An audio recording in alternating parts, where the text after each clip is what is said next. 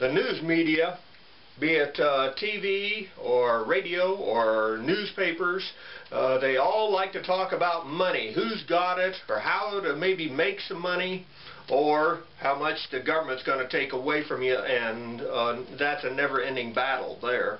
And because government's like cancer, I mean, they'll never stop wanting more. That's government.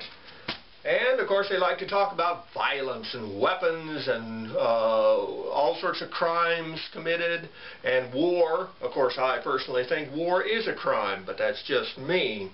With that in mind, they also talk about a third thing, and that's love affairs and lovers. And yeah, Casanova and Romeo throughout history, and dozens of others fit the bill, have a quoted Romeo and lover type thing, you know. But I'm here to tell you that I've met in my lifetime only one that would be classified as a lover, at least by the world view. And I met him when he was a freshman here in this area, and he was a rich kid.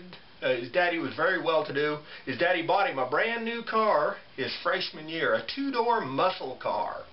And everything he did seemed to turn to gold. He was varsity basketball, football, and track his freshman year and all through his high school.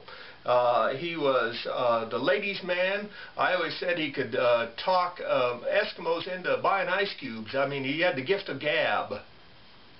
And of course it didn't hurt that he had a cooler in the back seat of his car, and it was always filled with beer. And it seemed the young babes wanted beer. It always has, it seemed like. With that in mind, and he was never caught for it. Other kids left and right busted for MIP, but he was never arrested or ticketed for that offense. He also was legendary for outrunning cops on country roads.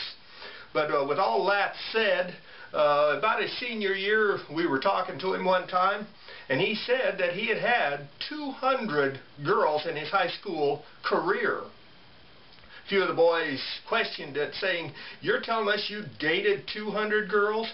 And he said no. He said he was intimate with 200 girls. And he used another word. You can imagine what it was. And some of us questioned it, and a number of the kids sure questioned it. And but later I talked to a few of the girls, and a number of them admitted to being with him and saying that they knew that he had had an awful lot of girls. And of course he had to be awful lucky, considering, as far as I know, he never had to pay child support, though his daddy could have easily afforded it. But that gentleman went on and was an incredible, guy throughout life. And once in a while I saw him, and I saw him when I had been married about, I think it was 30 years. My wife and I had been married, and he came up and was talking to me one time, and he said, "Man, I'd hate to have the same woman that for 30 years." He said, "That'd be terrible." He said, "It'd be like getting a box of Cracker Jacks, and there wouldn't be a surprise inside." And I just snapped back at him. I said, "What's wrong with the Cracker Jacks?" Of course, my idea of love and his is totally different. There's no question. But as far as southwest Nebraska and the McCook area, I would have to classify him, worldview anyway, as the greatest lover I ever met. Maybe you met someone that's greater. If so, let me know. This is McCook's Mr. Bill. Rate this film.